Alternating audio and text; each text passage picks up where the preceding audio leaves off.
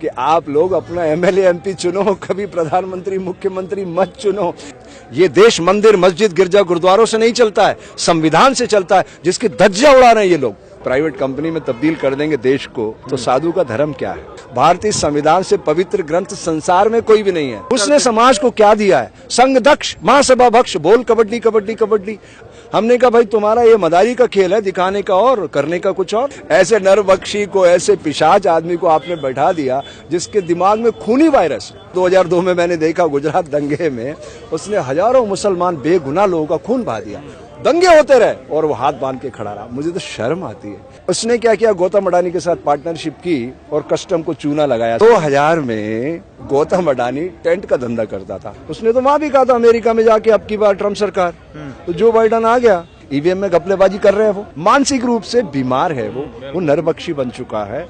हमारा system corrupt है। ये मोदी क्या चीज है? ये सिखों को खत्म नहीं कर पाएगा। कानून लोगों की सुविधा के लिए होता है, लोगों को तंग करने के लिए नहीं होता है। देखो कैसा प्रधानमंत्री है, पागल प्रधानमंत्री है। जो आप लोग पत्रकार होते हैं ना, वो अपने खून से इन खबरों को बनाते हैं, उसका व्यापार करते हैं कारपोरेट घराने के लोग, समझ गए? गौतम अडानी को लाखों एकड़ जमीन किसानों की बिना रजिस्ट्री खाते चढ़ चुकी है।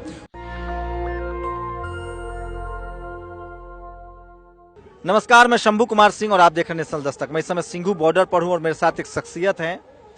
रंग उनका भगवा है, वस्त्र उनका भगवा है, लेकिन जब आप उनको सुनेंगे तब आपको पता चलेगा कि भगवा के रूप में कितना छद्म हुआ इस देश में।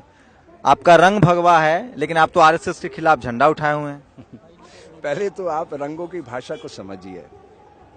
ये जो 5 एलिमेंट है, जल पृथ्वी आकाश वायु अग्नि, इनके कलर है।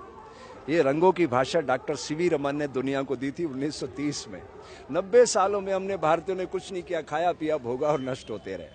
90 सालों में, आज 2020 में हम खड़े हैं। तो रंगों की भाषा क्या है? जल सफेद, पृथ्वी पीला, आकाश नीला, वायु धूम्रमेघ, अग्नि का प्रतिनिधि सूर्य है।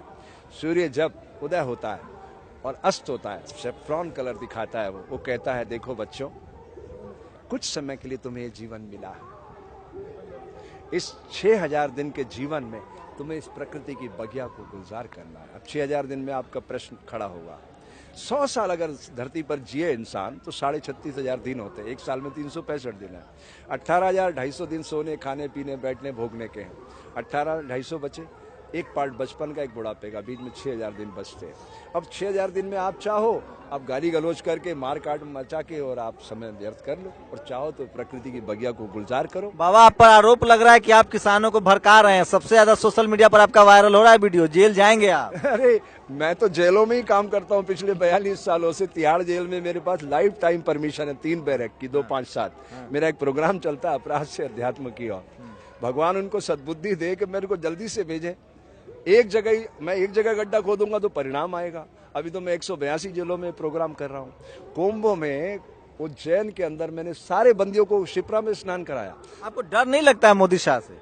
मैं शरीर नहीं हूँ, इसका सुख दुख मेरा नहीं है। मैं कौन हूँ, मैं कहाँ से आया हूँ, कहाँ मुझे जाना है? जवाब मिल गया। तो ये एक बात बताइए, आप कह रहे हैं कुछ आरएसएस ने तो गौ गोबर गौमूत्र तक पहुंचा दिया। आप तो एक भक्त पकड़ाया, वो सुअर का गधे का लीद बेच रहा था मसाला में डाल के। आप कह रहे हैं आप विज्ञान की बात करते हैं। विज्ञान पदार्थ की समझ पैदा करता है, अध्यात्म अनुभूति कराता है। जब तक दोनों मिलेंगे नहीं, इस धरती पर एक स्वस्थ मानव आकार ले ही नहीं सकता। आरएसएस के खिलाफ क्यों है? वो तो सबसे ज्यादा प्रधानमंत्री जी मंदिर बनवा दिए, 370 हटा दिए। आप लोग आरएसएस के खिलाफ कहाँ हैं? मैं किसी के खिलाफ नहीं हूँ, मैं सबके पक्ष में हूँ। मैं विकृतियों को सुधारने का काम करता हूँ। तो आप किसान आंदोलन को हवा दे रहे हैं। लोग कह रहे हैं कि आप अमित शाह और मोदी के खिलाफ लोगों को भड़का रहे हैं। जब आप जनता के चुने हुए नुमाइंदे प्राइवेट कंपनी में तब्दील कर देंगे देश को, तो साधु का धर्म क्या है? धर्म क्या है? सुनिएगा। नमक खारा, शक्कर मीठी, नीम कड़वा, इसका आप स्वभाव बदल सकते हैं? बताइए। ऐसे हमारी सामाजिक व्यवस्था में धर्म क्या? ध्यान से सुनिए। सैनिक राष्ट्र की सुरक्षा, व्यवसायी उद्योग की उन्नति, शिक्षक समाज का निर्माण।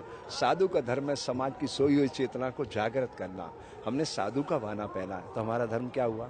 समाज को जगाना। इस धरती पर अगर कोई सबसे बड़ा अन्याय है तो भारत की धरती पर मां के गर्भ से अछूत पैदा कर देना। मैं गारंटी करता हूं, शूद्र वैश्य क्षत्रिय ब्राह्मण मानव शरीर के भीतर की स्थिति है। जिस दिन हम ये समझ जाएंगे आने वाला हर नवजात शिशु सुप्त विवेकानंद को जगाएगा और विवेकानंद से लेकिन कम ये नहीं तो होगा। ये तो संविधान ने कर दिया है ना। वन व्यवस्था में तो सब शूद्र अछूत सब होना चाहिए था। इस संविधान अम्बेडकर ने लिख दिया, सबको बराबर कर दिया। ऐसे थोड़ी होता। अभी साध्वी प्रज्ञा ने कहा कि वन व्यवस्था लागू होगा, शूद्र शूद्र रहेगा, अछूत अछूत रहेगा, हिंदू राष्ट्र बनेगा। फिर वही बात है, आपने संविधान को पढ़ लिया क्या? जब संविधान लिखा गया था तो खाली अंबेडकर साहब नहीं थे, वो तो ड्राफ्टिंग कमेटी के हेड थे। 299 लोगों ने मिलकर दुनिया के श्रेष्ठ विचारों को आत्मसात करके भारतीय संविधान की स्थापना की है। भारतीय संविधान से पवित्र ग्रंथ संसार में कोई भी नहीं है, लेकिन हमने उसको पढ़ा ही नहीं है। उसका पहला पेज उठाकर आप पढ़िएगा, आप मीडिया पर्सन है। हम भारत के लोग भारत को एक संपूर्ण प्रभुत्व संपन्न लोकतंत्रात्मक गणराज्य बनाने के लिए प्रकृति से प्यार करके आओ भारत की धरती से एक नए मानव को आकार देते हैं। ये भारतीय संविधान है। लेकिन आरएसएस कह रही कि हम मनुस्मृति लागू करेंगे, आपको क्या दिक्कत है? आप इतनी संकीर्ण प्रश्न क्यों रख रहे हैं? आरएसएस क्या इतनी बड़ी चीज है कि आप उसको बार बार उसका नाम लेकर के उसको आगे बढ़ा रहे हो? क्या है वो? क्या है आरएसएस? क्या है सर, क्या प्रधानमंत्री दिया कंट्रोल में उसने समाज को क्या दिया है? संघ दक्ष, महासभा भक्ष, बोल कबड्डी कबड्डी कबड्डी।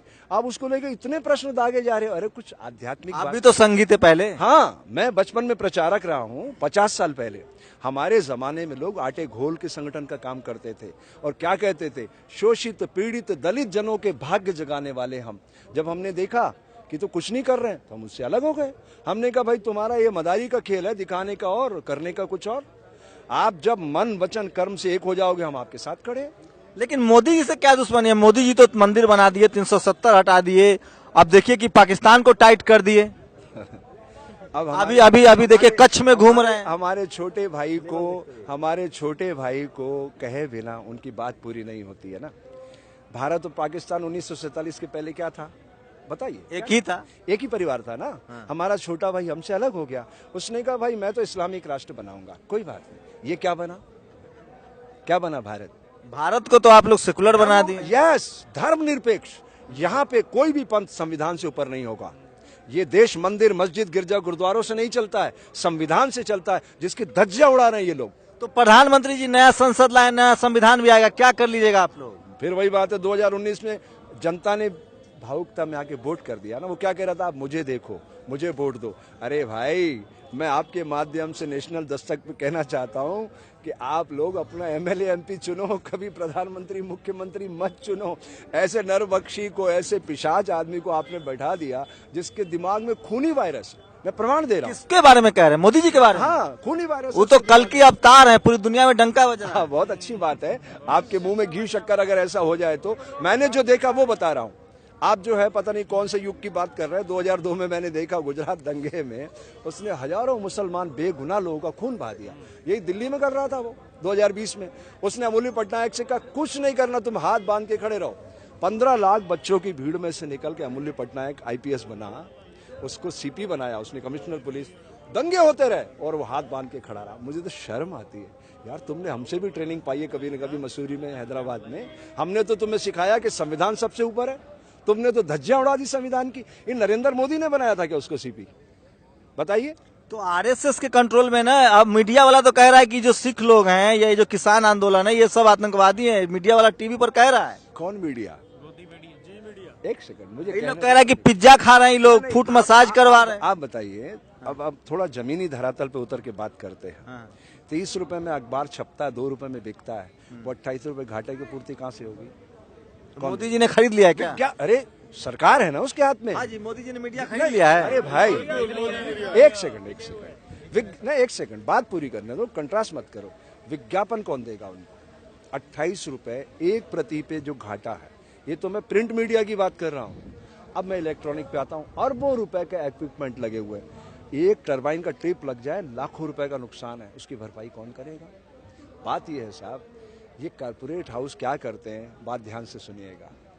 जो आप लोग पत्रकार होते हैं ना, वो अपने खून से इन खबरों को बनाते हैं, उसका व्यापार करते हैं कारपोरेट घराने के लोग। समझ गए आप? लेकिन अंबानी अडानी से क्या दुश्मनी? वो तो कह रहे हैं कि वो दोनों आके देश की तरक्की कर देंगे, किसान दोगुना मालामाल हो जाएगा।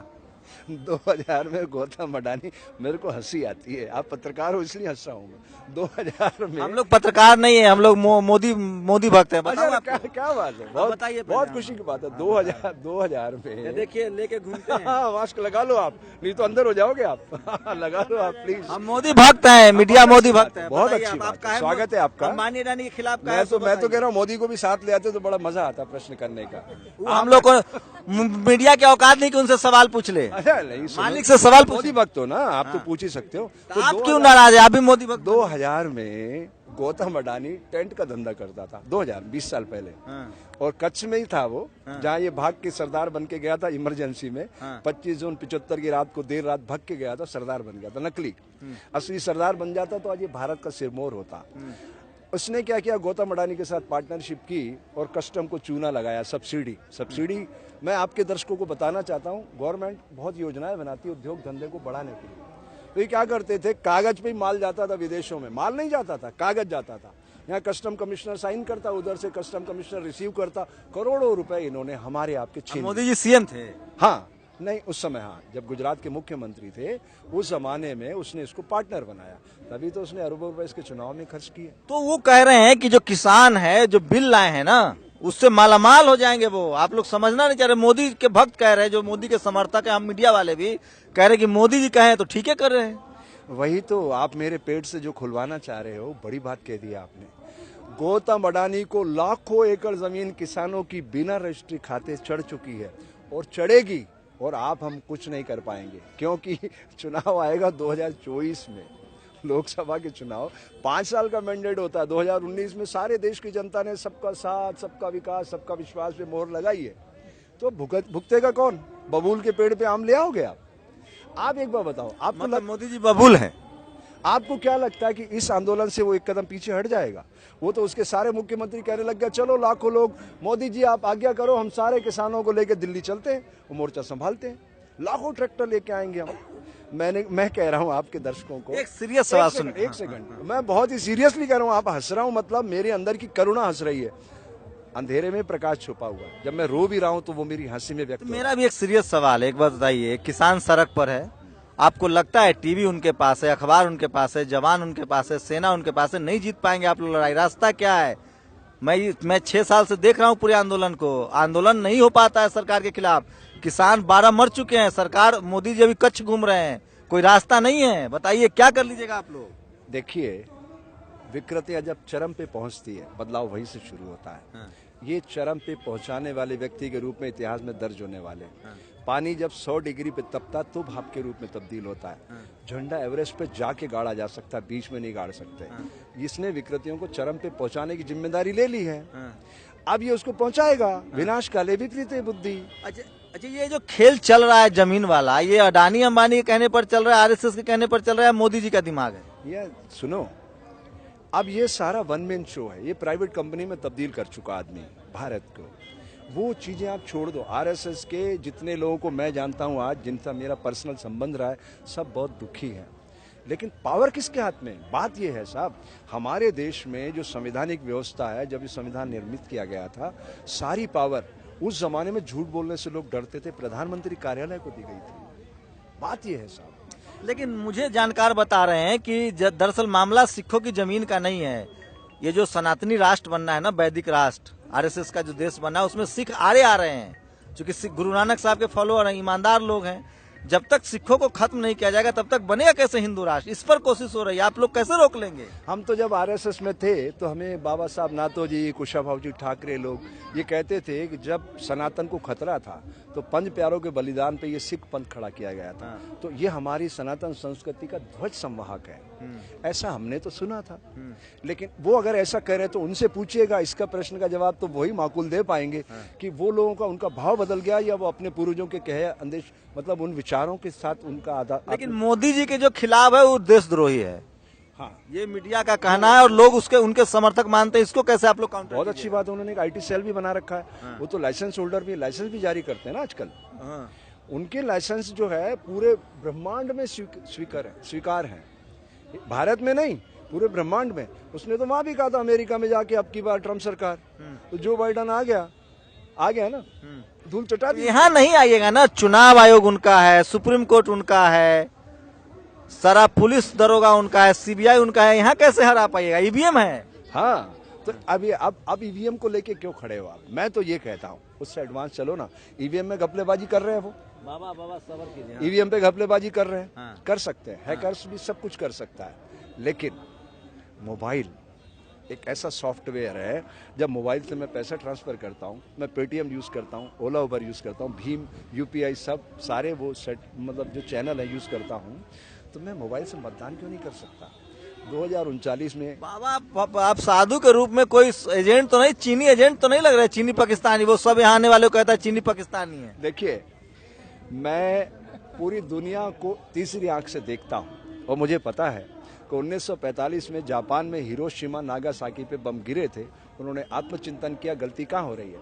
64 में बुलेट ट्रेन लॉन्च कर दी, 56 सालों में no delay no accident. Netherland में जेलें खत्म हो चुकी है। और चाइना का लेबर एक आईसी की डिवाइस में से 5 कलर फेंकता है। मेरे देश का आईआईटी का टॉप इंजीनियर 2 कलर भी नहीं फेंक सकता। तो बताओ वो मजदूर आगे। अरे भाई, मोदी जी के राज में तो गाय गोबर गौमूत्र आ गया। अब खाना की किसानों की भी जरूरत नहीं है, गोबर खाइए, मूत्र पीजिए, मस्त रहिए। तो मैं इसलिए तो हंस रहा हूँ कि मुझे वो हंसी का पात्र है। उसको वाकई में उसको भारत में शर्म आ रही है तो अमेरिका चला जाए, मानसिक चिकित्सा कराए, तो उसको दुनिया सारी दिखेगी कि दुनिया में क्या हो रहा है। मोदी बीमार है, मानसिक रूप से बीमार है। वो नरबक्षी बन चुका है, चरित्रहीन है, और उसने इतनी खून की नदियां भाई, उसके जो दिमाग में वायरस है। उनके समर्थक कह रहे हैं कि उन्होंने बीवी तक को छोड़ दिया देश के लिए। हाँ, आप एक बार बताओ, जो अपनी धर्म पत्नी का नाम छुपाए रखता है, अपने परिवार के बारे में कोई आइडेंटिफिकेशन नहीं देता, उससे आप चरित्र की उम्मीद करते तो देश के लिए क्या है ना, राष्ट्र के लिए क्या है, राष्ट्रभक्त हैं वो। तो राष्ट्र की शुरुआत कहाँ से होती है? व्यक्ति, संस्था, राष्ट्र, मानवता। आप फॉर्मेट चेंज कर देंगे प्रकृति का। आप बताइए, ये जो धरती माँ है, इसमें जल 72% है इस सौर मंडल में, हमारे शरीर में भी 72% है। इस फॉर्मेट को चेंज कर दोगे? किसानों का क्या होगा बताइए? इनकी जमीन वापस हो पाएगी? भविष्य बहुत उज्जवल है। भारत का किसान चट्टान की अट्टालिकाओं को फोड़कर धान उपजाता है। इसके शौर्य, पराक्रम, वीरता और साहस के बाहर जो सेवा का भाव है वो आप देख रहे हैं। ये सेवा जन जन की सेवा है, और ये पूरे भारत माता की आत्मा है। और आत्मा अब अपनी। लेकिन मोदी जी तो कहते हैं कि जवानों से भी ज्यादा मेहनत का अंबानी अडानी है, व्यापारी है। हाँ। उनका भाषण सुना है? हाँ, भाई देखो, जैसी दृष्टि वैसी सृष्टि। हाँ। उन्होंने जिस तरीके से अपने आप को इस्टेब्लिश किया, उसमें प्रधान भूमिका तो उन्हीं की है ना, गौतम अडानी की। बात यह है 8,000 करोड़ का जहाज आ चुका है, लेकिन वो विदेश नहीं जा चुके हैं। देश के लिए और क्या क्या करे वो? वो तो देश को मतलब वो सपनों के सौदागर है। उसका जो साथी है वो वहम का व्यापार करता था। अमित शाह। क्या वहम का व्यापार? वहम का एनसीडीएक्स, बड़े बड़े सपने दिखाओ, बड़े बड़े सपने। एनसीडीएक्स में क्या होता है? डर डर डर डर पैसा आता जाता। वहम का व्यापार है, ना कुछ लेना ना कुछ देना। नेता भाषण देता, ना कुछ देता ना कुछ लेता, सबके मन को है हर लेता है। लेकिन कैसे समझाएंगे कि देश बटा हुआ है जातियों में, धर्मों में? ये तो किसान लोग हैं जो एकजुट हैं, बाकी लोग तो एकजुट नहीं हो पा रहे। हमारे तो दर्जनों दोस्त जेल में हैं। हाँ, तो अब आएगा ना समय। बहुत अच्छा प्रश्न है आपका। वो जेलों से ही तो नई क्रांति आएगी भाई। 87% लोग हिंदुस्तान की जेलों में बेगुनाह बैठे हुए, मैं गारंटी करता हूँ। हमारा सिस्टम करप्ट है। पटवारी और थानेदार पूरे संविधान को चला रहे। 2 आदमियों पे संविधान टिका हुआ है। पटवारी ने 7/12 में जो इंदिराज कर दिया, राष्ट्रपति भी नहीं बदल सकता। और थानेदार ने जो एफआईआर लिख दी, खेल खत्म आपका, कोई चेंज नहीं कर सकता उसको। तो आप लोग हैं जेल जाने के लिए तैयार? किसान लोग भी यहाँ साथ में हैं? हाँ, जाने के लिए तैयार हैं। मैं निकलता हूँ बेटा। ये साढ़े हक कानून, जे हमारे हक अपने नाम मिले तो हम जरूर जेल जाएंगे। यहाँ से लगता पंजाब है नहीं सरकार मानेगी आप लोग की बात? बिल्कुल लग तो नहीं रहा है। मानेगी, जरूर मानेगी। एक बात मैं आपको बोलूं, जैसे आपने प्रश्न किया था, जे सिख है, जे सिख को खत्म करना चाहते हैं।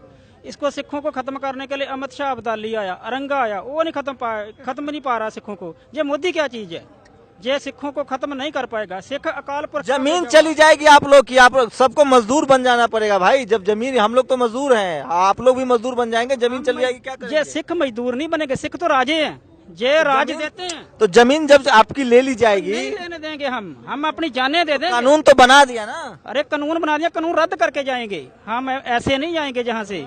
कानून लोगों की सुविधा के लिए होता है, लोगों को तंग करने के लिए नहीं होता है। तो आपको लगता है ये आदमी अभी तो कच्छ घूम रहे हैं, वहाँ कुछ पंजाबी को बुला लिए कि ये सब किसान है? ये देखो कैसा प्रधानमंत्री है, पागल प्रधानमंत्री है, जो अवाम है वो 3 महीने से सड़कों पे सो रहा, हमारे बच्चे बुजुर्ग सड़कों के ऊपर सो रहे हैं, डेथ हो रही हैं, मौतें हो रही हैं। वो आप एसी रूम में आराम बिस्तर पर सोया पड़ा है।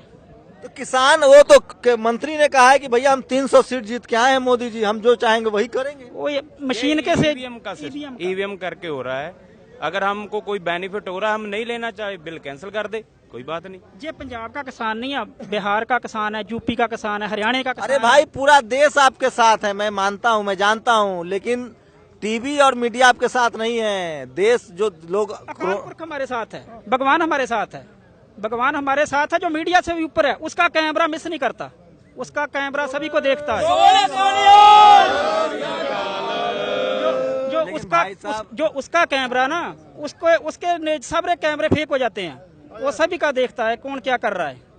तो देखिए, इस आंदोलन की जो सबसे बड़ी ताकत है वो है गुरु नानक साहब का विचार और इनकी जो निष्ठा है, इनकी जो एकजुटता है, इनका जो साथ बैठ के सोने हंसने खाने का जो रिवाज है, इन किसानों को उन्होंने जोड़ रखा है। और मैं फिर कह रहा हूं, सत्ता के आगे झुकने के लिए किसान तैयार नहीं है। जो लोग डर के सहम के घर में बैठे हुए थे पिछले 6 साल से, अब वो भी बात करने लगे हैं। आंदोलन का क्या होगा मुझे नहीं पता, सरकार मानेगी नहीं मानेगी, लेकिन इतना मुझे पता है कि किसानों ने अपनी कुर्बानी देकर, दर्जनों किसानों की मौत हो चुकी है, इस देश को जगा दिया है। आज लोग जाति और धर्म से ऊपर उठकर सरकार के खिलाफ बात करने लगे हैं। ये इस आंदोलन की एक शहीद आज भी हुए हैं। तो आप लोग की क्या राय है? मेरा काम है सवाल पूछना। मैं प्रधानमंत्री चूंकि है नहीं यहाँ, बीजेपी के भक्त यहाँ आ नहीं सकते, तो मैं ही भक्त बन के सवाल पूछता हूँ। जो भक्त सवाल पूछते हैं, किसान उसका जवाब दे रहे हैं। मैं फिर कह रहा हूँ, इस देश के किसी मीडिया चैनल की ताकत नहीं है कि इनको स्टूडियो में बैठा के इनसे बहस कर ले। कैमरा पर्सन निधि रतन के साथ Shambhu Kumar Singh, national Dastak, Singhu border, Delhi. National Dastak की आपसे गुजारिश है कि अगर इसको बचाना चाहते हैं तो नेशनल दस्तक को सब्सक्राइब करने के लिए रेड कलर के सब्सक्राइब बटन को दबाएं, फिर बेल आइकन की घंटी दबाएं। नेशनल दस्तक को बचाने के लिए बहुत जरूरी है कि हर खबर को शेयर करें, लाइक करें, कमेंट जरूर करें।